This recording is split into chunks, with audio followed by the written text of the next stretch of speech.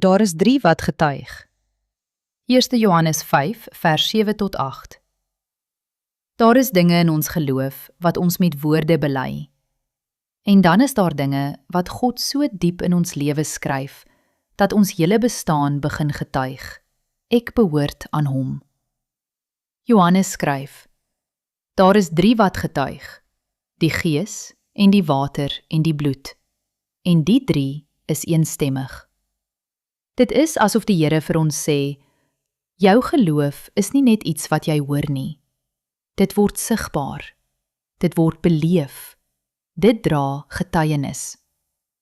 En deur die skrif sien ons 3 besondere beelde wat ons help om dit te verstaan.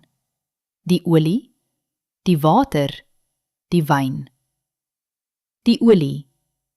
Hy het my afgesonder. Olie was deur die skrif 'n teken van afsondering en salwing. Die olie sê, jy is nie toevallig hier nie. God het jou aangeraak vir 'n doel.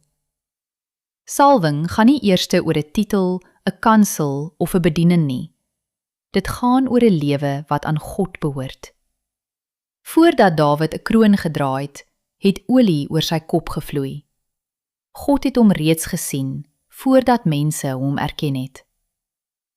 Die water. My ou lewe is nie my identiteit nie. Dan kom die water. In die doop word iets kragtigs uitgebeeld. Ek gaan onder met die oue en staan op in Christus. Die water sê, jou verlede mag jou verhaal verduidelik, maar dit kry nie die reg om jou identiteit te bepaal nie. Ek behoort nou aan Christus. Die wyn. Onthou die verbond. En dan sit Jesus sy disippels aan 'n tafel. Hy neem die beker en sê, hierdie beker is die nuwe verbond in my bloed. Die wyn by die nagmaal wys ons dus na iets veel dieper as 'n ritueel.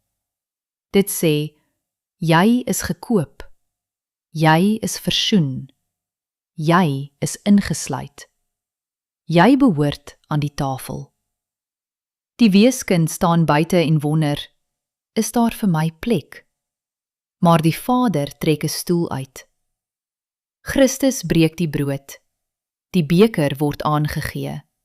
En die evangelie antwoord, ja, daar is plek vir jou. Olie herinner my, ek is afgesonder. Water herinner my, ek het saam met Christus opgestaan. Die wyn herinner my, ek leef onder 'n nuwe verbond.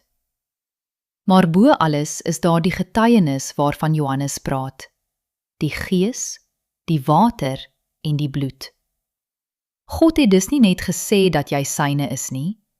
Die kruis getuig daarvan. Die Gees getuig daarvan.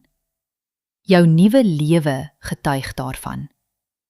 En wanneer die stem van verwerping weer fluister, wie dink jy is jy?